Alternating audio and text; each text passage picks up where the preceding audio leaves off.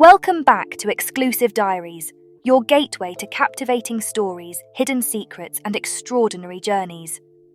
Join me as we dive into the pages of life's most exclusive diaries, uncovering untold tales and unraveling mysteries. Get ready for an adventure filled with wonder, inspiration, and intrigue. Welcome to Exclusive Diaries, where the extraordinary awaits. I think my husband is cheating on me. I knew it when I found the hair. While changing the bed sheets, I found a long, black hair curled up right next to my husband's pillow. There's no way it could be mine, I'm blonde. Any idea who this is from?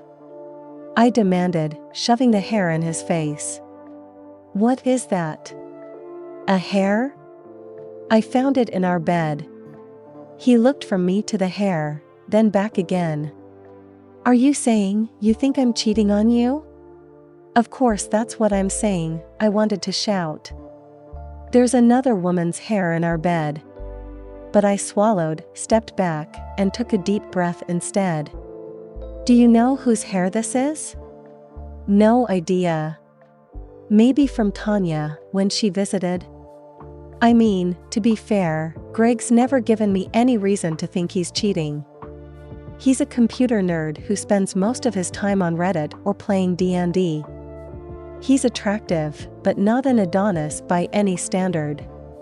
I haven't noticed any missing time, and he doesn't seem overly protective of his phone. But the clues kept piling up. For one, I started finding the hairs everywhere. One on the kitchen counter. Another in my home office. A few on our couch. When I emptied our Roomba, there were a dozen or more, all tangled up with the dust. One night, I smelled perfume. Greg claimed he couldn't smell it. How could he not? It was really unique. Sweet and floral, yet with a tangy undertone. Almost sour.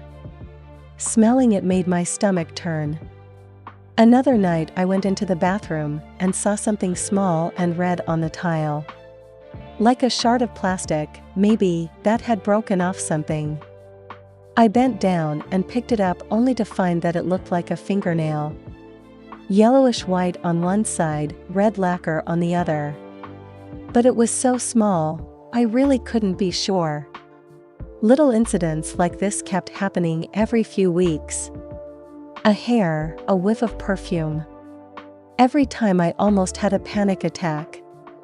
Sometimes I'd confront Greg in a wild rage, other times, I'd just innocently ask him what it was. It depended on my mood. How desperate I was feeling. He continued denying it. And I really, truly, started to believe him. I told myself that it was all in my head. I was being paranoid. My marriage was fine. But then I found the smoking gun. On Saturday, I was supposed to go out to dinner with a friend. But as soon as I got to the restaurant, I got a text from her, saying she had to cancel. Disappointed, when I got home I went straight up to the bathroom and started a nice, hot shower going. I peeled off my clothes, waited for clouds of steam to pour out, and then threw back the shower curtain. There was something in the drain. I bent over to inspect it and my blood ran cold. It was a clump of black hair. How do you explain this? I yelled, running out of the bathroom naked. I dropped the wet clump of hair on his chest. He stared at me, at a loss for words. What? Her hair was in the shower. Whose hair? He asked, picking the clump off his shirt and grimacing. Don't you fucking gaslight me. Your girlfriend's hair. Haley, he looked into my eyes, and he really did seem honest in that moment. I really don't know whose hair this is. But I'm not cheating on you. How stupid do you think I am? I growled like a rabid animal. There is another woman's hair in our Shower. Okay, you need to calm down. He threw the hair on the nightstand, stood up, and gently wrapped his hands around my shoulders. I understand why you would think I'm cheating. But I'm not. I promise. She's in the closet, isn't she? What? I looked down at the trail of water on the carpet, leading straight from the bathroom to the closet. That's just from me. I just took a shower and went to the closet to get my clothes. I sidestepped him. Haley, he said in a warning voice behind me, but I didn't listen. I ran across the room, grabbed the double doors, and slid them back. It was empty. I pushed our shirts back, kicked the piles of laundry on the floor, even went on my tiptoes and checked the high shelf. Nothing. I told you I wasn't having an affair. This doesn't prove anything, I wanted to yell. So she's not here. It still doesn't explain the hair, the perfume, or any of the other fuckery going on in our house. But I forced myself to shut up. Because no matter what I said, if he were having an affair, he wouldn't tell me. I'd have to find out on my own. The next day I left for my mom's. I left before he woke up. With everything going on, I just couldn't face him. I needed space. Time alone. I sent him a text after I got there, telling him I'd be home in 3 days. But I just missed him too much, so I came back after 2. I drove home in silence, my knuckles white on the steering wheel, my heart pounding in my chest. I pulled into the driveway near midnight. The house was dark, except for the dim night light we always left on in the bathroom. I quietly slid the key into the lock and opened the door. The house looked just like it did when I left. Dirty dishes piled up by the sink and a clump of laundry sat in the corner. I walked over to the stairs, trying to be as quiet as possible. And then I heard it. Light, thumping footsteps coming from right above me. My heart dropped. I ran up the stairs, taking them 2 at a time. No, no, no. I raced down the hallway, our door looming at the end. It can't be. It can't. I burst into the bedroom. The adrenaline rushed out of me as I realized it was empty. Well, Greg was there.